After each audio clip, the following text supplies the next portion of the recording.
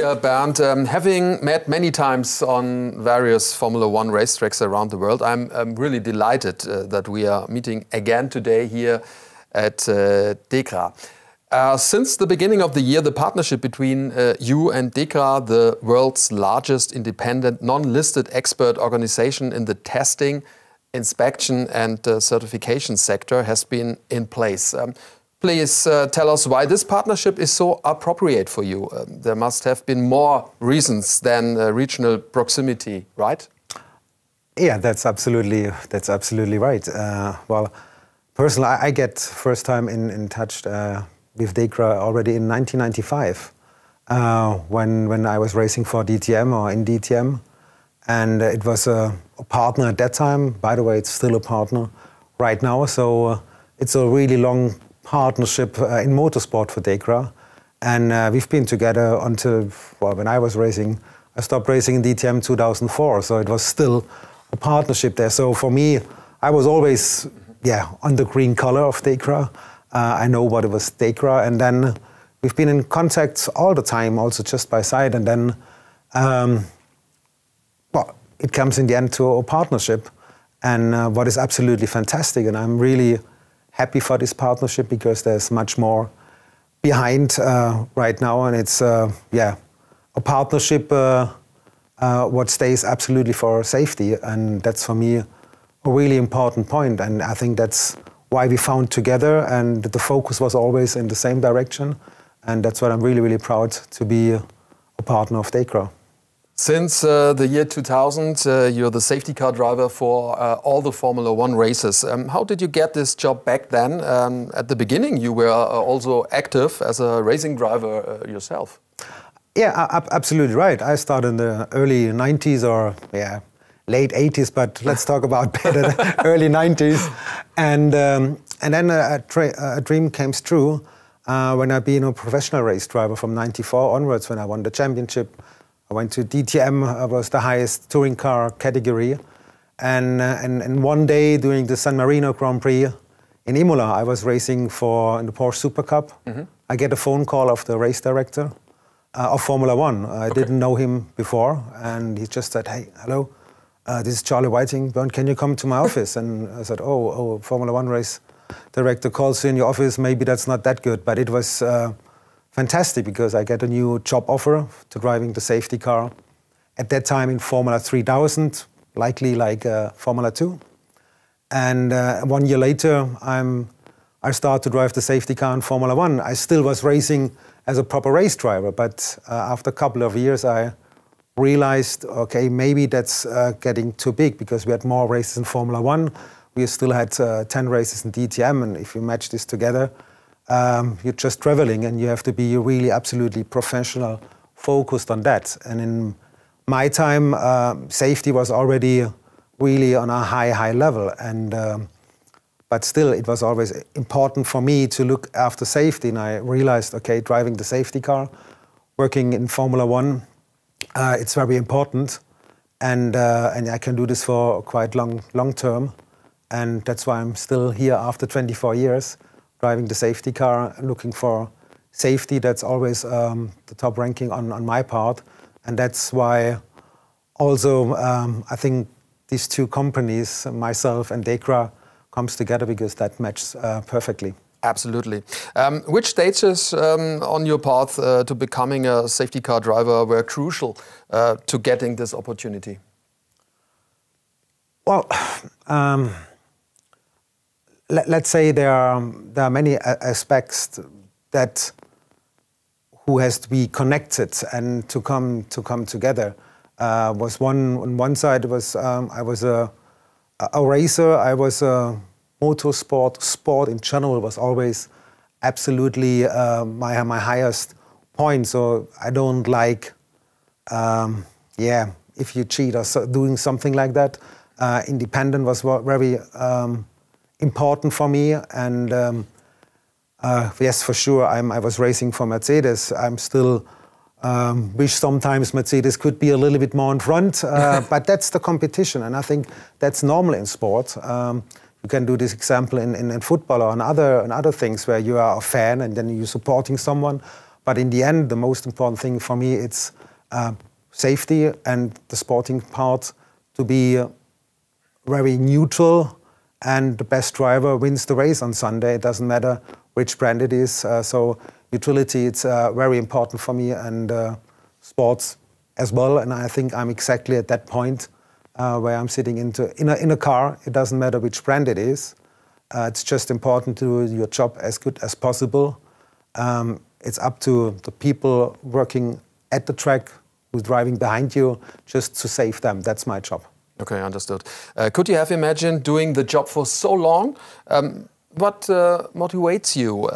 What do you enjoy so much? Well, in enjoying, for sure. I'm still, I think if we, like you, we're traveling around the world. So that's one big, nice opportunity to see the world from always good places, some special places. We are in really nice countries, but still you have to open your eyes to see what's also on the backside sometimes. Not only the show, what we are there, but traveling, that's what I want to say. Traveling, it's very important for me to enjoy, to get the experience wherever you go. And then the sporty part, that's also a motivation. My team behind me, my team where I'm working with, with the FIA, that's very nice to work with them, to see what is the development in the background, what changed in the last 24 years in the safety procedure. Even with my rules as a safety car driver, if you look to the communication, the information what we get right now or 20 years ago, that's a big step forward, I would say. But even at that time, 20 years ago, we've been working on a really high level. But you can improve that. And that's the nice thing, and that's also kind of motivation, what's coming next. And that's what I'm always looking forward. Yeah, interesting point. As a safety car driver, how can you contribute to safety in Formula One? For example, safety aspects in the construction and reconstruction of racetracks. Well, on racetracks, for sure, you have you've been a race driver when I was young. You have the experience of racetracks, of curbs, of layouts, of runoff areas. But for sure, in the modern world, we have all our systems. They're doing this kind of work, but we still can say, well, that's a point. We have to keep an eye on it. So even that experience, it's quite important for the engineers. And I think that's exactly the teamwork. So everyone is quite good on his job, but even they are much, much better if they're working together, if they're talking together. And that's also a point why we're doing all this track inspection. If you're talking about Formula One, we call this grade 1 racetracks, and it's going down to grade 5 even. And for sure, with a Formula One car, you can't drive on a grade 5 because the runoffs are too short. And that's what you have to license every year, or every second or third year, depends which kind of racetrack. And that's an important part because that's the rules, and you have to be on the good sides, let's say, of the rules. So everyone wants to make a Grand Prix weekend and all other championships as safe as possible. Yeah. On the typical Formula One racing weekends, when do you arrive? What tasks do you have leading up to the race? And what happens on race day? Well, yeah, it's Wednesday evening, arriving. I try always to be on, not at the track, but in the hotel, at the circuit where we are racing. Wednesday evening arriving, Thursday morning very early we have a track walk. For sure, by night races we have the track walk later on the day, but in general, at 9 o'clock we have the track walk, so it's like an inspection track walk. We're looking, if it's a new track, it's even more important especially for me as a focus on the driver's side. Checking the curbs, checking the barriers, checking the fences, the runoff areas, if they're the right barriers. That's a part what is the race director doing, and with the commission together, with all people that are involved during this weekend. And for me, it's also important, if it's a new racetrack, to learn the track a little bit. And then on Thursday afternoon, I have my track test time, so that's the 1 hour full track test time where I can learn, where I can drive on the racetrack like a free practice session. Is it like a real driver? Like a real driver, yeah, for sure. There's the medical car and the safety car on the racetrack. For sure, in the background is running communication checks with the radios, camera checks, because we have in the safety car, we have a couple of cameras inside, onboard, inboard cameras. We're checking if all these things are running in a good way. So also Formula One is involved, the FIA is involved. All this kind of background things, that's up to the engineers, that's not up to me. Yeah, and that's quite important. And afterwards, it's getting more and more focused on the race days. And my race days usually starts on a Saturday, because they are the support races, starting with F2, F3, sometimes Porsche Super Cup, and then on Sunday it's a full race day. And for sure the highlight of the Sunday is always Formula One. And after that I'm ready to go home. Yeah, let's talk about the Sunday and the race day. How does a typical safety car deployment work? Well, you know, the communication between the safety car and race control, where I get all my information from, it's like on a, let's say, like on an airplane, in an airport. Okay. So there's the tower, what's race control, and there's the airplanes. They're rolling around and they're in a parking position, stand by, stay there. That's just for example. And my proper start, it's 1 hour before the green flag lap. So before the start. So I'm fully covered in a race overall with my helmet, not on at that moment, but already in the car. We are in front of the grid. I'm going 5 minutes before the green flag lap, before the race starts. I'm going to my parking position, what is close to the pit entry, because if something happens on the start, let's say a crash, we can't use or we can't drive through the start-finish line, we're going to the pit lane. So we had this in the past already a couple of times. And so if nothing happens at the start, I go back to my standard parking position, what is usually end of the pit lane. Parking there, get connected to race control. The televisions are running. We have two little screens inside where we can watch the race, where we have also a GPS map, where we can see what happens if something happens. We know it immediately, but still communication-wise, we have to get the go from the race director. That means safety car standby. I'm in standby position.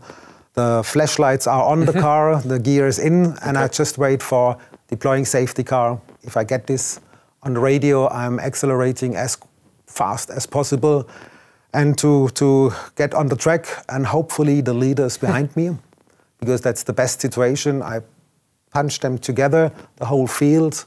Not driving on the limit at that time, because we will give the marshals more time to, let's say, clean up the track, whatever happens on the track, and that means you have to drive a little bit slower. Sometimes the drivers, they don't like it, but in the moment, it's really up to them. Safety first, that's, I think, really important, because we have marshals, we have people on the track, and we try to keep all the safety car deployments as short as possible, and that's why we're not all the time on the limit. If the situation is clear, it calls safety car in this lap. I switch off my lights at a special point of the track, and coming back to the pit lanes, get relaxed, watching the race again. And yeah, that's my part. Even if there's some difficult weather conditions, it's that procedure, it's the same. Driving-wise, it's different. Okay, but the job is done. Can certain behaviors from your job be transferred to private driving? Is that possible? Yeah, absolutely. There are many things, but sometimes I really wish on normal roads, on highways, wherever you drive a car, that the people are working a little bit more together. Keep open your eyes, just look a little bit more in front, what's going on, to integrate yourself on a road in the whole system. I think that's quite important. Sometimes I really think there are some selfish on the road, and practicing, you immediately realize if there is a good driver on the road or a driver who doesn't feel so comfortable, who has not so much experience. And the best and the easiest thing is to get a better car driver, to make some courses. And that's exactly the same what I did when I was young. When I get my driving license, I did some courses. Even later, I did some courses to understand the physical things of a car. For sure, we don't want to have only race drivers on the official roads, but every step helps a lot to understand a car better, to understand the physics, what happens, to always, just for example, just always look where you want to drive, because automatically you steer where you're watching. And that's also an important point, to get some little tips and you're getting easily a better driver. And that's what you can learn everywhere in the modern world, even if you have so many safety systems already in the car. But still, I think if you can start with yourself to be better trained, that helps also a lot. Yeah, that's for sure. With over 450 Formula One races, are there any Formula One races of your life, special ones, special moments for you? Well, driver-wise, yeah, I think I grew up in a generation where you have so many special race drivers around you, world champion, where you get in contact. And if I think about just looking in my mirror inside the car, about the drivers who've been behind me, I had luckily all the world champions behind me. And yeah, not easy to say. Yeah, but in the safety car it's easy. Trust me. And yeah, there are some big moments. Fuji 2007, one of the longest safety car deployments ever. Tricky weather conditions with heavy rain, with aquaplaning. I remember. That was yeah. That's why still it's immediately there. And then when I picked up Michael Schumacher when he was running out of power in one of his cars, and I could bring him back to the pits. At that time, I didn't know him quite well. I just heard his name. It was 2001, by the way. And 8 days later, he's been world champion with Ferrari together. And that's because that's our really personal things. Even there are some other big moments, especially under wet conditions, because driving-wise, it's a little bit more critical or difficult, because you still have to go quick, high speed, aquaplaning, to handle all these things. It's not so easy, but that's your job. That's what you have to cover. And a lot of communication as well. That's why I have my co-driver. He's also listening to all the communication. So we are inside the car. Even there, you have to be the best team, I would say, because he is very important. He helps me a lot. I'm focused on driving. He's focused on his job, communication, light systems, 4 eyes and ears, see and hear more. That's what I said. It's like an airplane cockpit. So that's a proper Sunday afternoon team. Yeah. And by the way, really good partnership.